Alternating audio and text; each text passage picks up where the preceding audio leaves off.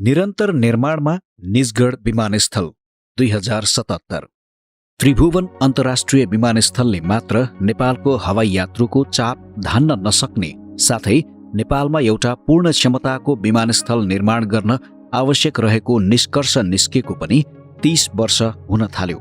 यसै क्रममा एक पूर्ण क्षमताको अन्तर्राष्ट्रिय विमानस्थल बनाउनु पर्ने अवधारणा अनुसार अध्ययन प्रारम्भ भयो।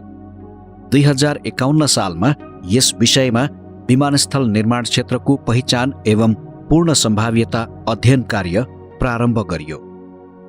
अध्ययन क्रममा नेपालको विभिन्न शहरहरूलाई समावेश गरिए तापनि अन्तमा बाराको सिमरा जितपुर उपमहानगरपालिकामा पर्ने 4 कोसे वनभित्र उपयुक्त पूर्ण क्षमताको विमानस्थल बन्न सक्ने निष्कर्ष उक्त पूर्व अध्ययन प्रतिवेदनले देखायो। क्षेत्र छनौट भए साथै सरकारले निजगढ विमानस्थल बनाउन अग्रसरता देखायो। यसैबीच सो प्रस्तावित क्षेत्रमा विमानस्थल बनाउँदा ठूलो मात्रामा जंगल काट्नुपर्छ, जसले गर्दा वातावरणलाई असर गर्छ भन्ने मान्यतामा केही वातावरणवादी संस्थाहरूले आवाज उठाए र निजगढ विमानस्थलको विरोध गरे, तर सरकारले यसको विकल्प देखेन। तपाईँ कुखुरा पाल्ने रहर छ, मासु खाने पनि रहर छ।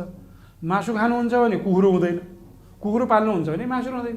रुख काटिन्छ नि, तर रुख काटेर त्यसलाई डेजर्ट बनाउने त भनेको छैन नि त। जहाँ जहाँ रुख काटिन्छ त्यही अनुसार मुलुकको त्यो अरू ठाउँमा कति रोप्न सकिन्छ रोप्ने, मुलुकको अरू ठाउँमा पनि रोप्न सक्यो नि। त्यो ग्रिनरी भनेको हो होइन। त्यसलाई गरेर अब चाहिँ यो भयो, घर बनायो, घर बनाएर रुख त गयो त। काठमाडौँमा घरै बनाउनु छैन। अहिले जुन पानी आएको छ यो कङ्क्रिटको कारणले गर्दाखेरि नेचुरल वाटर त छँदै छैन। त्यस कारणले रुख काट्नु अपराध होइन, तर कसैले भनेको कुरामा 10 वटा रुख काटेर पुग्ने ठाउँमा 20 वटा किन काट्छौ भने चाहिँ त्यसमा म सहमत हुन सक्छु व्यक्तिगत कुराले होइन। 10 वटा काट्यो पुग्छ अहिले, 20 वटा नकाट अहिले भन्यो भने ठिक छ। तर यहाँ त के कुरा आइसक्यो भने निजगढ एयरपोर्ट कामै छैन, रुख एउटा पनि काट्नै हुन्न। हरियो वन नेपालको धन खत्तम भयो भने त्यो अरू ठाउँमा रोपेर पनि त बनाउन सकिन्छ। अब यो हाम्रो अहिलेको यो एयरपोर्टले चाहिँ ट्राफिक चाहिँ एकदम कन्ट्रोल गर्न सक्दैन। 8-9 वटा बे बनाउँदाखेरि पनि त्यो बेला रातारात लागेर हामीले गऱ्यौँ होइन। र हामीले यसलाई जति एक्सटेन्सन गर्न खोजे पनि सम्भव चाहिँ छैन, किनकि भ्यालीको कारणले गर्दा होइन यो पनि मिल्दैन। अनि हामीले यसलाई चाहिँ यो LIS इन्स्ट्रुमेन्टल आइएलएस पनि गर्न सक्दैनौँ। अब यसलाई इन्स्ट्रुमेन्टल ल्यान्डिङ सिस्टम पनि हामीले गर्छौँ। अब अहिलेको जमाना त के भयो भने पुरा टेक्नोलोजीमा गइसक्यो होइन। हरेक टेक्नोलोजीमा गइसकेपछि त्यो अनुसारको एयरपोर्ट हुने भनेको निजगढ हो। यो बाहेक अरू विकल्पै छैन। सरकारले विक्रम सम्वत 2064 सालमा यसै क्षेत्रमा रही विमानस्थलका लागि PPP बुट मोडलमा निर्माणका लागि LMW नामक कोरियन कम्पनीसँग MOU मा हस्ताक्षर गरी कार्य प्रारम्भ भयो। विक्रम सम्वत 2066 मा LMW ले सरकार सामु योजना राख्यो, तर सो योजना सरकारले खोजे अनुसारको नभएकोले त्यस योजनामा काम हुन सकेन। तर पर्यटन मन्त्रालयले यस विषयमा चासो राखि नै रह्यो र विक्रम सम्वत 2071 सालमा सरकार यो प्रस्तावित क्षेत्रमा विमानस्थल निर्माणका लागि अग्रसरता देखाई निर्माण पूर्वका वातावरणीय प्रभाव मूल्याङ्कन EIA, नदी नियन्त्रण, विमानस्थल क्षेत्रमा तारबार र जग्गा अधिग्रहण जस्ता कार्यलाई बजेट मार्फत निरन्तरता दिइ नै रह्यो। 2073 सालमा मैले यो मन्त्रालय चाहिँ म केही नभने 4-5 महिनासम्म 7-8 महिनाको अवधिमा 4-5 महिना म पर्यटन मन्त्रीको हैसियतले गरेँ। मभन्दा अगाडि आउने आनन्द पोखरेल हुनुहुन्थ्यो र उहाँको पालामा नै यो चाहिँ हामीले आफैले बनाउने भनेर चाहिँ पैसा विनियोजित भएको हो कि उहाँको पालामा भएको। र पछि म आइसकेपछि यो रुख काट्ने जिम्मा चाहिँ सेनालाई दिएको, मैले क्याबिनेटबाट पास गराएको। त्यो केलाई थियो भने इनिसियल क्या सबै त्यो काटेर आर्मीलाई दिनको कारण के थियो भने अब एउटा विश्वासिलो संस्था त त्यही छ। त्यो गऱ्यो भने त्यो रुखहरू अब मान्छेको हिसाब किताब छ क्या, रुख काट्यो त्यसको जराबाट यति आउँछ, यति अरब आउँछ, यति करोड आउँछ भन्ने थियो। अरूले गर्यो ठेक्कामा दियो भने बदमासी हुनसक्छ। सेनाले चाहिँ जगाउँछ होला, त्यो गरिसकेपछि अगाडि बढ्न सकिन्छ भनेर मेरै पालामा क्याबिनेटबाट मैले नै क्याबिनेटमा पठाएर गरेको चाहिँ त्यो हिस्ट्री पनि छ। त्यो बन्नुपर्छ भन्ने धारणामा चाहिँ काम सुरु गरिसकेको र 50 करोड चाहिँ पैसा पनि छुटाइसकेको। विक्रम सम्वत 2075 सालमा प्रस्तावित विमानस्थललाई साकार रूप दिने उद्देश्यमा सरकार एक कदम अगाडि बढ्यो। सरकारले विमानस्थल निर्माणका लागि बोर्ड मार्फत लगानी गर्न चाहने कम्पनी या देशसँग सहकार्य खोज्यो, तर उक्त प्रक्रियाबाट समेत हालसम्म कुनै प्रस्तावदाता छनौट हुन सकेको छैन। निर्माण कार्य पूर्व यस योजना क्षेत्रमा पर्ने रुखहरू कटान गरी साइट क्लियरेन्स गर्नका लागि पर्यटन मन्त्रालयले वन मन्त्रालयसँग यहाँ प्रस्तावित 1900 हेक्टर वन क्षेत्र खाली गराउन प्रस्ताव गर्यो र यो प्रस्ताव पास हुनु अगावै वातावरण संरक्षणका नाममा काम गर्ने सङ्घ संस्थाहरू वन काटी विमानस्थल बनाउन पाइन्न भनी सर्वोच्च अदालत पुगे र हाल वन काट्ने नकाट्ने सम्बन्धमा फैसला आएको छैन। प्रस्तावित विमानस्थललाई वातावरणको नाममा आज अदालतबाट रोकाएर राखिएको छ, तर सरकार भने यस क्षेत्रमा विमानस्थल बनाउने नियमित योजनामा आवश्यक पूर्वाधार तयार गरिरहेको छ। हामीले अहिले फर्स्ट फेजमा गर्ने भनेको 1900 हेक्टरमा हामीले फर्स्ट फेजको काम गर्छौँ। 1900 हेक्टरमा रहेको रुख पुलको सङ्ख्या यकिन डिभिजन वन कार्यालय मार्फत भइराखेको छ। गत आर्थिक वर्षमा हामीले 1900 हेक्टरमध्ये 191 हेक्टरको मा रहेको रुख पुलको सङ्ख्या यकिन गरे, डिभिजन वन कार्यालय मार्फत भयो र बाँकी रहेको 1900 हेक्टरमध्ये 191 हेक्टरको भइसकेको र बाँकी रहेको क्षेत्रफलको लगत नम्बरिङको लागि खरिद प्रक्रिया डिभिजन वन कार्यालय मार्फत अगाडि बढाइएको अवस्था छ। हामीले पूर्व तयारीका कामहरूमा जसरी हाम्रो पश्चिमी सिमानामा पर्ने पसार खोलामा नदी नियन्त्रणको काम हुँदैछ, त्यसै गरी पूर्व बााउन्ड्री बखैया खोलामा नदी नियन्त्रणको काम हुँदैछ। तपाईँको हाम्रो निर्माण क्षेत्रभित्र पर्ने नम्बरी जग्गामा रहेको बस्ती काठगाउँमा भएको बस्तीमा रहेको जग्गाको मुआवजा वितरण, जग्गा घरडाँडा बोट बिरुवा तथा अन्य भौतिक संरचनाहरूको मुआवजा वितरणको काम हुँदैछ। यस क्षेत्रमा पर्ने बकैया नदी र पसाहा खोलामा तटबन्धको कार्यले निरन्तरता पाएको छ भने प्रस्तावित विमानस्थलको 80.45 वर्ग किलोमिटरको क्षेत्रमा तारबार गर्ने कार्य सम्पन्न भइसकेको छ। पहिलो चरणमा 4 किल्लालाई तारबार गर्ने साथै जंगल बीच भएर हिँड्ने बाटोहरूबाट पनि जंगललाई जोगाउने उद्देश्यमा सहयोगी हुने गरी बाटा छेउहरूमा पनि तारबार गरी जंगललाई सुरक्षित गरिएको अवस्था यहाँ देख्न सक्छौं। यहाँ देखिएको जंगलमध्ये 1900 हेक्टरमा विमानस्थल बनाउनु पर्नेछ, बाँकी क्षेत्र जंगल नै रहनेछन्।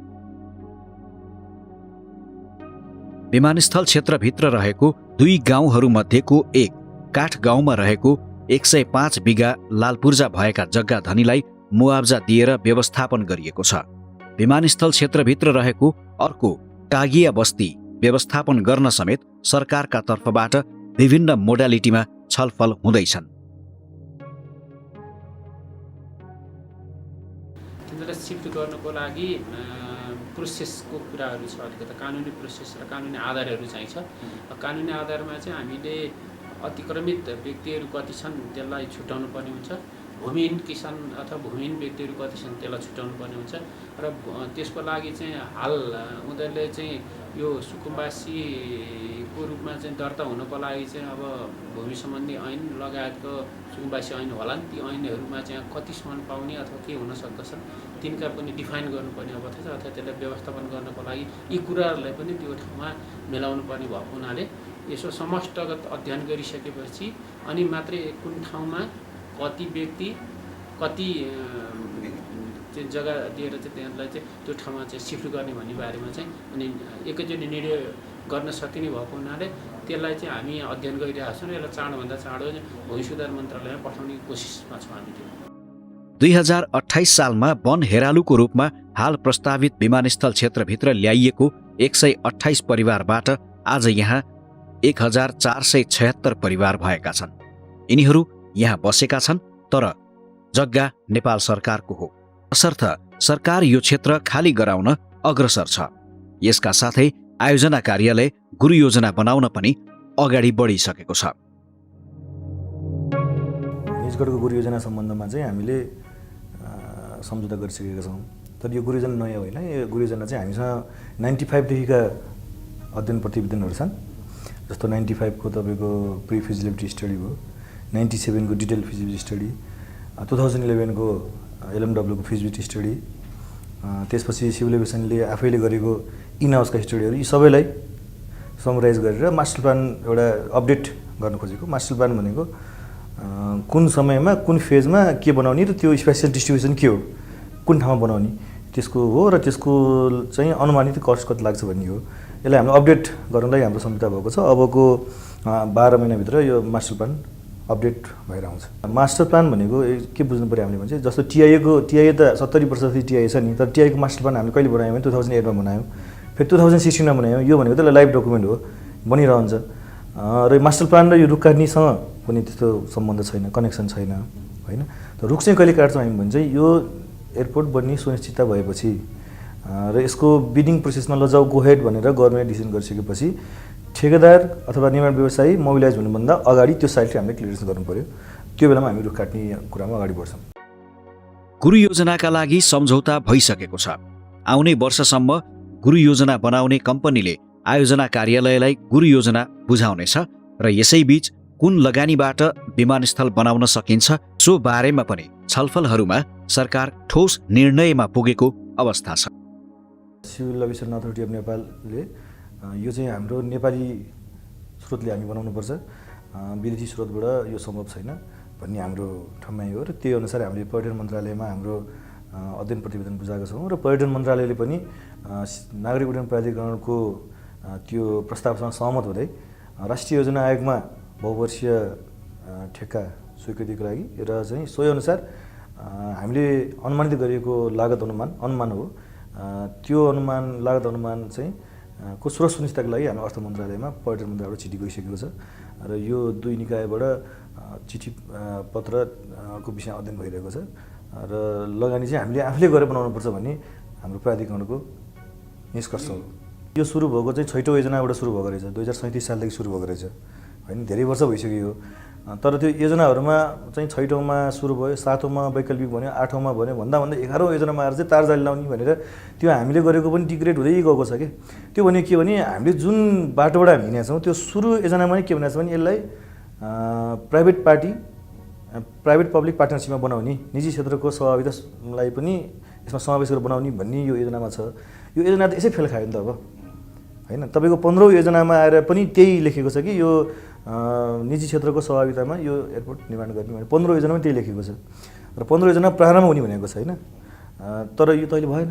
त्यो किन भएन भने चाहिँ तपाईँको यो पिपिपी भनेको कस्तो मोडल हो भने चाहिँ यो राम्रो हो तर यो सबै ठाउँमा राम्रो हुँदैन र राम्रो भएको भए त यो बनिसक्थ्यो नि त। अन्तिम विकल्प भनेको त हामीले यो एयरपोर्ट हामीले नबनाएसम्म बन्दैन त। यो पहिलो चरणको काम गर्नलाई हाम्रो अनुमानित खर्च भनेको 1 खर्ब 20 अरब हो होइन। यो एयरपोर्ट 5 वर्षमा बनाउनु पर्ने छ भनेपछि तपाईँले वर्षको 20 देखि 25 अर्ब छुटाउन सक्नुभयो भने होइन तपाईँ यो एयरपोर्ट हाम्रै पैसामा बन्ने भयो। तपाईँको पुँजीगत खर्च हामीले कति प्रतिशत खर्च गर्छौँ, हामीले विनियोजित बजेटको पुँजीगत खर्च कति प्रतिशत हामीले खर्च गरेका छौँ भन्नु न। पैसा त हाम्रो पुँजीगत खर्चमा बसेको छ नि त। भनेपछि त्यो 20 देखि 25 अर्ब वार्षिक लगानी गर्नु सरकारको लागि ठुलो कुरो होइन। निजगढमा अन्तर्राष्ट्रिय विमानस्थल बनाउने ठम्याइ पश्चात लगानीको अवधारणा के हुने भन्ने प्रश्न पनि अनुत्तरित नै थियो। तर अब आयोजना कार्यालयको अन्तिम ठम्याइ अनुसार यो आयोजना नेपाल सरकारले नै बनाउनु पर्ने निष्कर्षसहित अगाडि बढेको छ। पूर्व तयारी लगभग सकिएको अवस्थामा छ। अब निजगढ अन्तर्राष्ट्रिय विमानस्थलले गति लिने कुरामा दुई मत रहँदैन।